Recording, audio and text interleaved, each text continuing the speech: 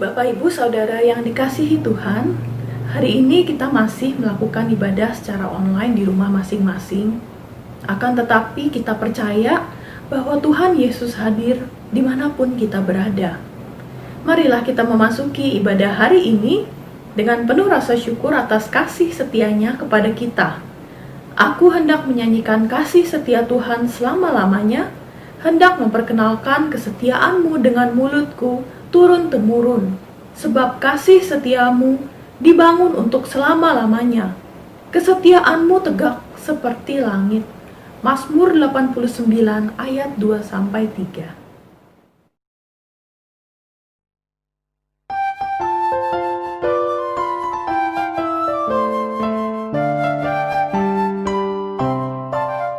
Ku nyanyikan kasih setia Tuhan selamanya, selamanya. Ku nyanyikan kasih setia Tuhan selamanya, ku nyanyikan selamanya.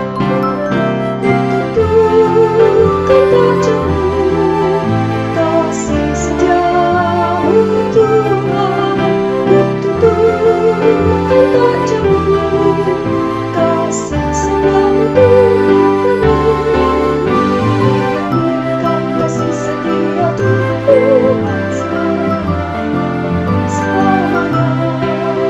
Nyanyikan kasih setia Tuhan selamanya, nyanyikan selamanya.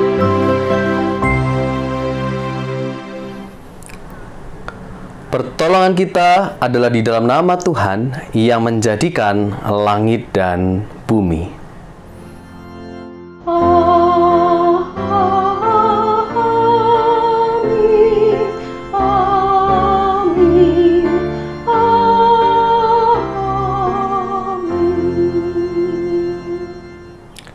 Kasih karunia dan damai sejahtera dari Allah Bapa dan dari Tuhan kita Yesus Kristus menyertai saudara sekalian.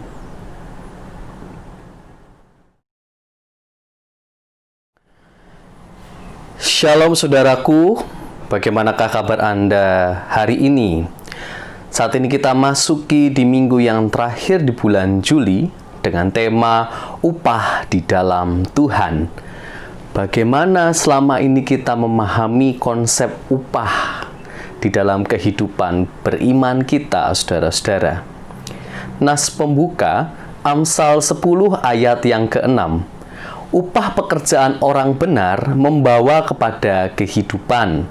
Penghasilan orang fasik membawa kepada dosa.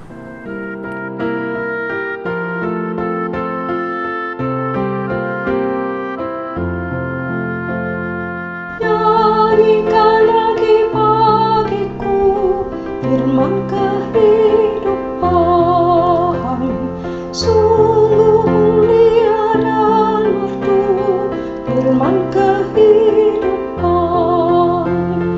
Firman yang terindah, ajarku setia, indah benar, ajaib benar, firman kehidupan. Indah benar, ajaib benar, firman kehidupan.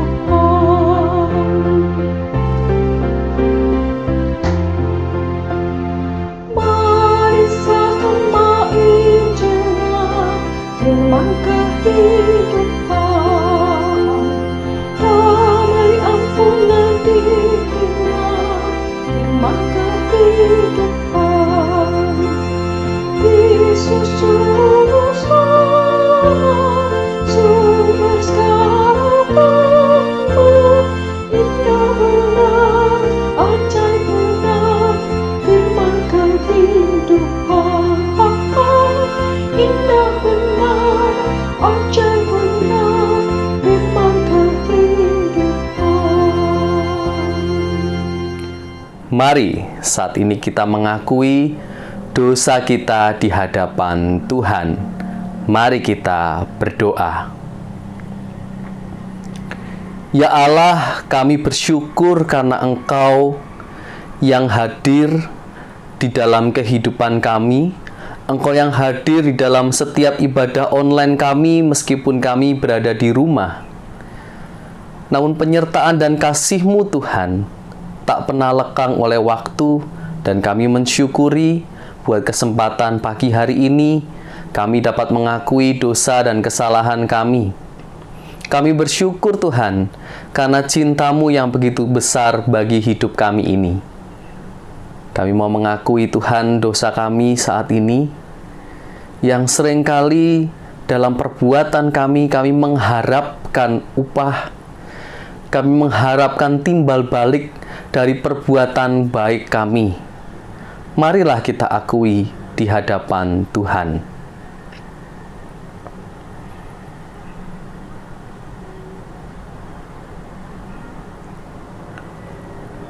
Ya Allah, biarlah kami dapat memandang salib-Mu. Kami mengingat akan anugerah yang sudah Kau berikan bagi kami. Biarlah kami senantiasa juga bersyukur di tengah-tengah kehidupan ini, sehingga kami menyadari segala yang kami lakukan adalah respon terhadap kasih karunia-Mu. Terima kasih buat pengakuan yang Kau berikan pada kami hari ini Tuhan. Ampunilah dosa dan kesalahan kami. Di dalam nama Tuhan Yesus Kristus kami berdoa.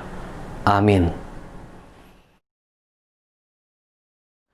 Kepada kita yang telah mengaku dosa dengan segenap hati, dengarlah berita anugerah dari Yoel 2 ayat 32 demikian. Dan barang siapa yang berseru kepada nama Tuhan akan diselamatkan, sebab di Gunung Sion dan di Yerusalem akan ada keselamatan, seperti yang telah difirmankan Tuhan. Dan setiap orang yang dipanggil Tuhan akan termasuk orang-orang yang terlepas. Demikianlah berita anugerah dari Tuhan.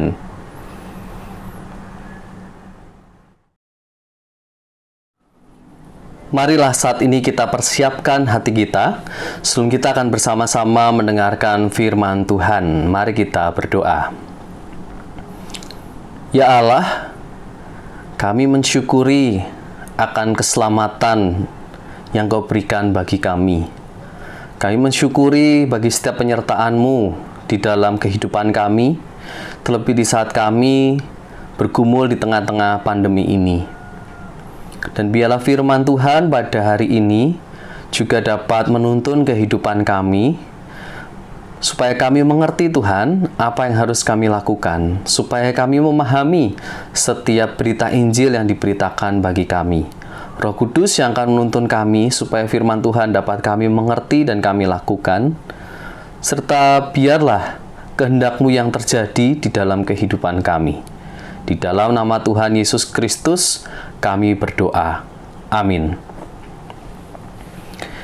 Injil Yesus Kristus, Matius pasal yang ke-10, ayat 40 hingga 42.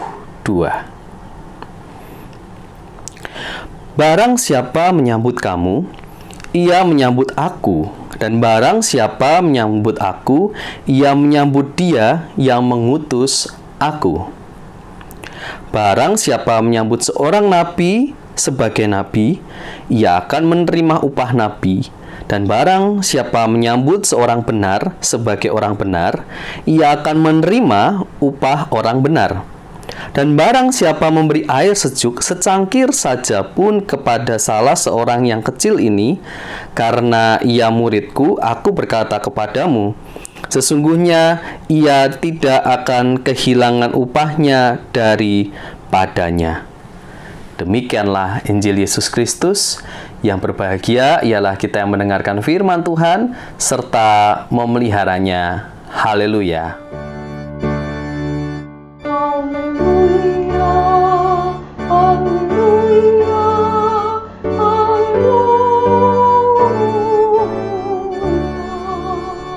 Bicara soal upah, siapa di dalam kehidupan ini yang tidak membutuhkan upah? Bukankah upah adalah bagian dari kehidupan kita? Upah bisa bikin kita senang, bahagia. Upah bisa bikin kita juga sedih. Di saat upahnya naik, gajinya bertambah, dapat bonus dan segala macam, tentu kita bersuka cita, kita berbahagia. Tapi saat upahnya dipotong, atau karena kita di PHK sehingga tidak mendapatkan upah, maka itu bisa memilukan hati kita, bukan? Upah bisa loh menjadi tujuan hidup ini. Kita kadang bekerja begitu keras demi upah. Tidak bisa dipungkiri, saudara-saudara, bahwa memang upah menjadi sesuatu yang ingin kita capai, ya. Hasil dari segala kerja keras kita yang kita harapkan. Dan tanpa kita sadari, saudaraku, upah juga muncul, kata upah ini dalam obrolan, dalam percakapan kita, dalam dunia rohani juga. Di saat kita misalnya mendapatkan kebaikan dari orang lain, entah kita kenal orang tersebut atau tidak, dan kita mengatakan kepada orang itu, upahmu nanti besar di surga. Dan ini menarik karena kata upah di dalam Alkitab, terjemahan lama LAI, itu diterjemahkan dengan kata pahala, saudara-saudara. Nah, nampaknya terkadang hal ini masih muncul, ya, bahwa ada konsep pahala di dalam kehidupan beriman kita. Kalau kita melakukan sebuah kebaikan, nanti kita akan mendapatkan sesuatu yang baik juga dari Tuhan. Entah Anda berharap atau tidak, di situ ada konsep pahala atau konsep upah ini muncul dalam kehidupan beriman kita. Nah, ini menarik, saudara-saudara. Apakah konsep pahala ini benar, gitu ya? Apakah kita sebagai orang Kristen perlu berharap mengenai upah ini, atau upah menjadi latar belakang dari segala tindakan kita? Kalau kita ngobrol atau kita mengenal saudara kita yang Muslim, mereka mengenal konsep pahala. Mereka melakukan puasa dan segala perbuatan amal baiknya untuk mendapatkan pahala. Pahalanya dikumpulkan supaya mereka mendapatkan keselamatan itu. Namun bagaimana dengan konsep iman Kristen, saudara-saudara? Apakah kita juga mengimani dengan cara seperti itu? Kita melakukan kebaikan, mendapatkan pahala, dan kita diselamatkan. Apakah begitu urutannya, saudaraku? Menarik karena kita membaca bacaan kita pada hari ini, bagaimana para murid yang diutus diyakinkan sedemikian rupa oleh Yesus. Dan saya bersyukur karena Yesus adalah orang yang sangat memahami masyarakat Yahudi pada waktu itu. Jadi kalau bicara soal upah, ya ini juga muncul di tengah-tengah masyarakat Yahudi. Yesus tidak tabu loh berbicara soal upah, karena dia memahami bahwa upah adalah cara pola pikir manusia terhadap kehidupan ini. Kita bekerja, kita patut mendapatkan upah, dan bahkan sebelum kita bekerja, kita sudah mengharapkan upah kita berapa, bukan? Itu pola pikir kita sebagai manusia di dunia ini yang bekerja dan mendapatkan upah. Begitu pola itu berjalan sampai detik ini, dan sejak zaman Yesus itu pun sudah terjadi, saudara-saudara. Namun, pada hari ini Yesus mengajak kita untuk tidak berhenti sampai kepada upah. Yesus mengajak kita untuk melampaui upah itu, atau apa yang ada di belakang upah itu. Yesus mengajak kita untuk melihat jauh ke sana, jauh ke depan, saudara-saudara. Tidak berhenti sampai kepada upah itu sendiri. Dan ayat 42 nampaknya cukup menjelaskan hal yang menarik ini, saudara-saudara. Dikatakan, dan barang siapa memberi air sejuk secangkir saja pun kepada salah seorang yang kecil ini, karena ia muridku, aku berkata kepadamu, sesungguhnya ia tidak akan kehilangan upahnya daripadanya. Coba kita refleksikan kembali, Bapak Ibu. Meskipun kita memberikan airnya itu porsinya cuma secangkir, upahnya, saudara-saudara, itu tetap akan diberikan melimpah dari Tuhan. Tidak akan kekurangan. Jadi Yesus mengajak kita untuk berpikir bahwa Yesus itu tidak hitung-hitungan, ya. Jadi tidak tergantung berapa banyak air yang kita berikan. Bukan berarti lalu kalau kita berikan 1 liter, Anda akan mendapatkan upah 1 liter juga. Yesus tadi dengan jelas, meskipun secangkir kecil pun, upah itu tidak akan hilang. Dengan kata lain, Yesus mau mengatakan bahwa Yesus menjamin adanya upah itu. Pasti akan mendapatkan upah itu. Dan memang Yesus tidak bicara seberapa besar sih upah itu. Nanti kita akan tahu, saudara-saudara, seperti apa upah itu yang dimaksud oleh Yesus. Namun di bagian awal ini, Yesus mengajak kita untuk, yuk kita fokus tidak hanya pada upahnya, tapi pada berita Injil yang disampaikan. Bukan hanya pada upahnya saja, melampaui itu. Dan memang konteks pada bacaan kita bicara soal pengutusan, bagaimana para murid yang diutus mengabarkan Injil. Dan ada respon dari yang menerima berita Injil itu, saudara-saudara. Maka bagaimana kita dapat fokus kepada Injil itu? Sambutlah berita Injil itu siapapun orangnya. Menyambut berita Injilnya siapapun orang yang diutus. Orang yang diutus adalah representasi dari yang mengutus. Nah, kalau dalam konteks ini berarti Yesus. Murid-murid yang diutus adalah representasi dari Yesus. Dan yang lebih penting lagi adalah berita yang disampaikan, berita Injilnya, siapapun murid yang diutus, dengarlah berita Injil itu, sambutlah berita Injil itu. Sekarang ini ibadah online sangat marak sekali saya rasa, dan mungkin hampir setiap gereja berbagai interdenominasi mengadakan ibadah online. Dan Anda tidak dilarang juga sebetulnya untuk cobain atau melihat channel YouTube lain dari gereja lain, atau hari Minggu Anda menonton lebih, misalnya dari satu kali Anda menyaksikan ibadah online lebih dari satu kali, mengikuti ibadah online bahkan berkali-kali dalam satu hari. Tidak ada larangan untuk itu. Anda memang punya kebebasan untuk itu. Namun perlu hati-hati juga dalam kita bersikap, ya. Barangkali Anda sedang memilih-milih pengkhotbahnya. Anda sedang memilih siapa pemberita Injilnya. Wah, kalau si A saya nggak srek, itu bikin saya ngantuk dan sebagainya. Saya lebih suka si B yang humoris, yang seru, ngomongnya asik dan segala macam. Kita memilih-milih siapa yang menyampaikan berita Injil, ya, karena sekarang lebih mudah. Anda tinggal ganti channel, klik sana klik sini dengan mudah. Kalau dulu Anda harus pergi dulu dari satu gereja ke gereja yang lain untuk melihat pembicara itu. Tapi saya masih menemukan, saudara-saudara, ada kecenderungan itu di mana jemaat Tuhan begitu ngefans berat dengan pendetanya. Bahkan kalau bukan pendeta itu yang khotbah, dia nggak datang ke gereja. Itu masih saya temui, saudara-saudara, di tengah-tengah kehidupan jemaat. Nah, ini yang dikhawatirkan oleh Yesus, saudaraku, di saat kita fokus kepada orangnya dan bukan kepada berita Injilnya. Memang baik kita menyambut pemberita Injil. Namun, jikalau kita memilih pemberita Injilnya, nah, itu dipertanyakan. Kita mungkin juga menolak, bukan? Jika pemberita Injil itu tidak kita sukai, berarti kita sedang menolak. Dan kita memilih pemberita Injil yang lain.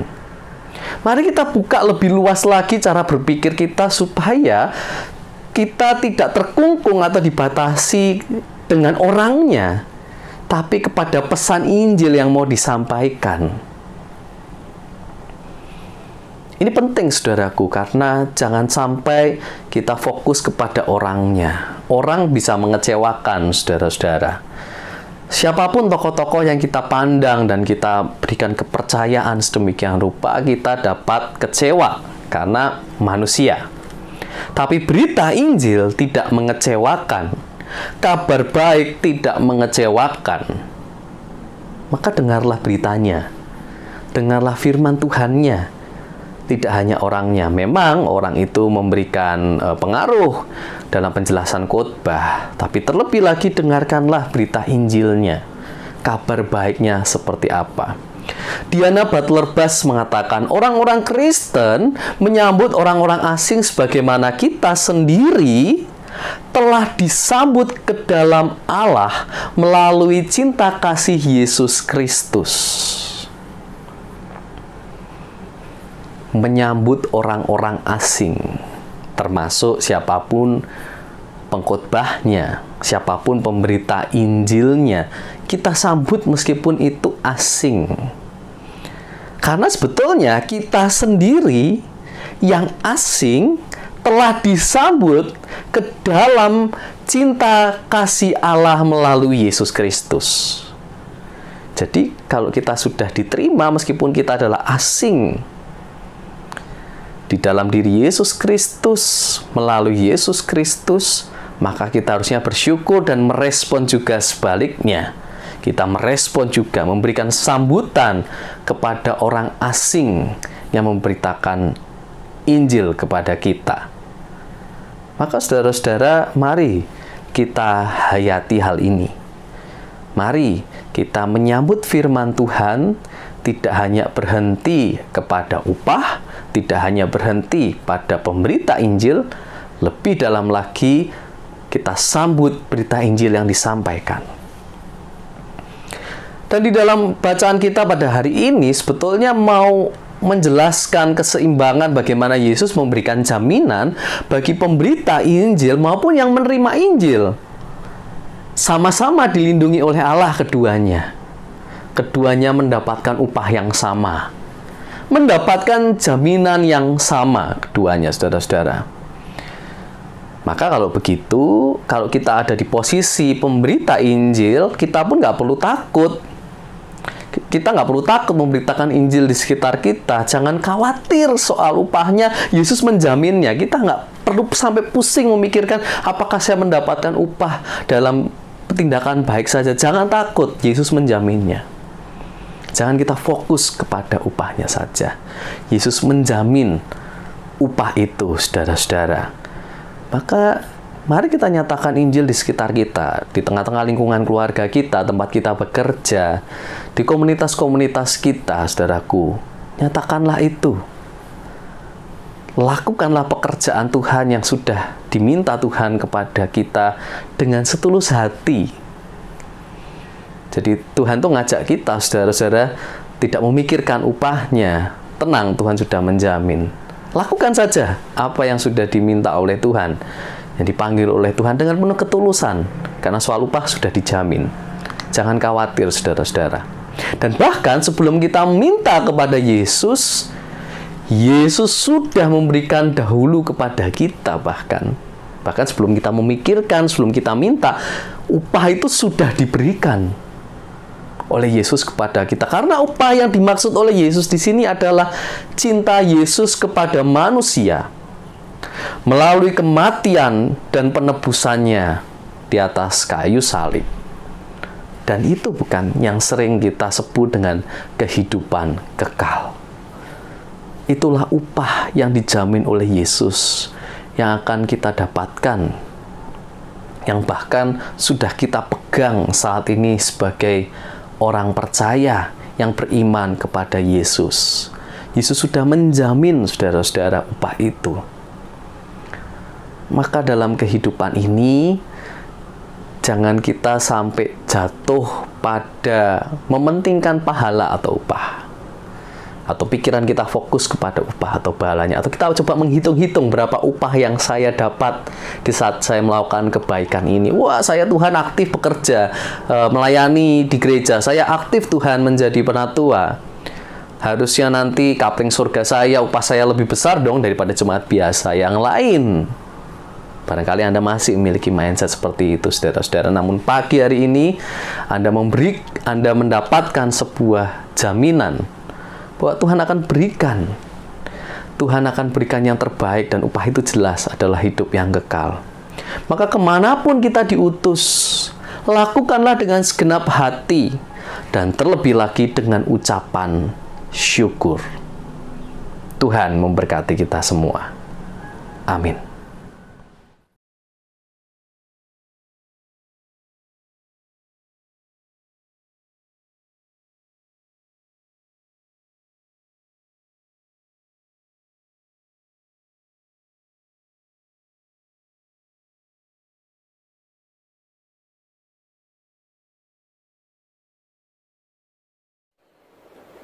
Marilah dengan umat Allah di masa lalu, masa kini, dan masa depan, mengingat pengakuan pada baptisan kita, menurut pengakuan iman rasuli demikian.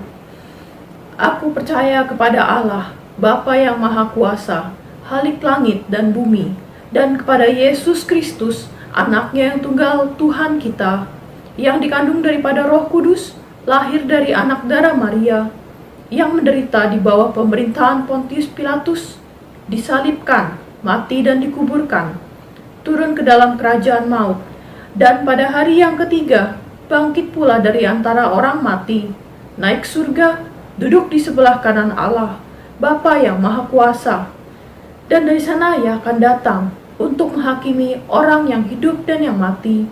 Aku percaya kepada Roh Kudus, gereja yang kudus dan am, persekutuan orang kudus, pengampunan dosa, kebangkitan orang mati, dan hidup yang kekal. Amin. Mari saat ini kita naikkan doa-doa syafaat kita. Mari kita berdoa. Ya Tuhan, kami berdoa di tengah-tengah situasi yang tidak mudah ini. Biarlah kami juga semakin jelas akan firman-Mu. Biarlah kami juga fokus kepada setiap firman Tuhan yang diberitakan. Ajar kami untuk dapat menyambut siapapun yang memberitakan berita Injil itu ya Tuhan. Dan kami rindu kami dikuatkan, kami rindu dibangun iman kami.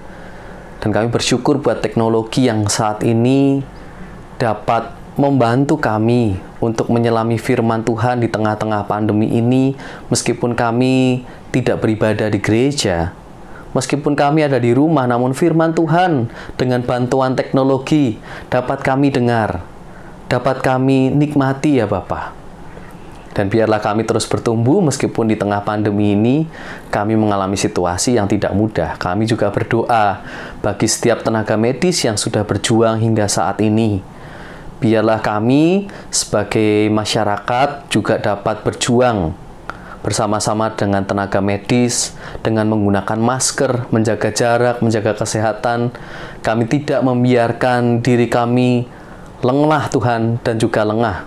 Biarkan kami dapat terus menjaga tubuh kami supaya tetap sehat dan bugar. Kami rindu dapat segera mengakhiri pandemi ini ya Bapa. Biarlah kami dapat bersama-sama melakukan disiplin kesehatan dengan baik, menjaga kebersihan dengan baik. Kami juga berdoa bagi jemaat-Mu di tengah-tengah rasa sakit, di tengah-tengah pergumulan penyakitnya, dan juga akan mengambil tindakan medis ya Bapa.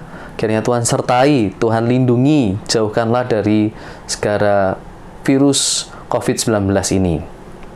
Kami juga percaya bahwa setiap obat-obatan menjadi alat-Mu Tuhan untuk memulihkan dan menyembuhkan. Kami juga berdoa Bapa, bagi iman saudara-saudara kami di tengah-tengah pandemi ini, biarlah Engkau kuatkan terus, dan kasih setia-Mu yang tidak pernah lekang oleh waktu menyertai saudara-saudara kami yang sedang sakit. Kami juga berdoa bagi anak-anak kami di tengah-tengah proses studi, belajarnya, kuliahnya ya Tuhan. Tentu tidak mudah di masa-masa saat ini Tuhan, dan kenaikan jenjang pendidikan, kiranya Engkau juga menolong anak-anak kami dalam memilih universitas, memilih sekolah yang akan dituju, baik jenjang SD, SMP, maupun SMA ya Bapak. Bersama-samalah sehingga anak-anak kami Bapak dapat belajar dengan baik, meskipun harus via online dalam beberapa waktu ke depan, namun kami percaya Engkau akan terus mendukung anak-anak kami dalam proses belajarnya. Kami juga berdoa setiap kami yang sedang bekerja saat ini, di tengah-tengah pergumulan pekerjaan kami, di tengah ekonomi yang tidak mudah ini, Bapa jangan tinggalkan kami. Juga dalam kehidupan keluarga kami merindukan damai sejahtera Tuhan kami rasakan. Kami merindukan cinta kasih di tengah-tengah keluarga kami. Di dalam nama Tuhan Yesus Kristus kami berdoa. Amin. Nas persembahan diambil dari Mazmur 89 ayat 16-17. Berbahagialah bangsa yang tahu bersorak-sorai, ya Tuhan, mereka hidup dalam cahaya wajah-Mu. Karena nama-Mu mereka bersorak-sorak sepanjang hari, dan karena keadilan-Mu mereka bermegah.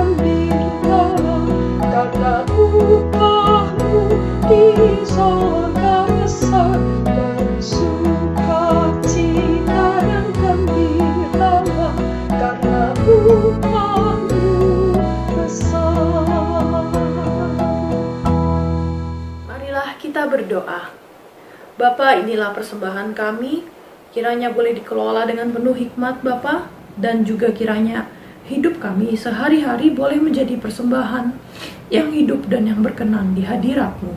Terima kasih Bapa, dalam nama Tuhan Yesus Kristus, kami berdoa dan mengucap syukur. Amin.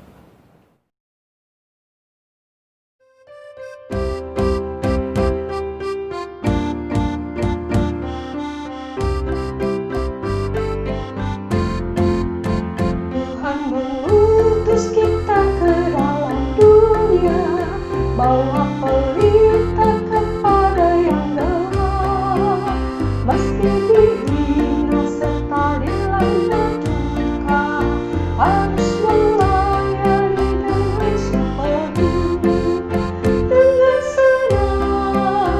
Dengan senang, marilah kita melayani umat-Nya. Dengan senang, berarti kita memuliakan nama-Nya.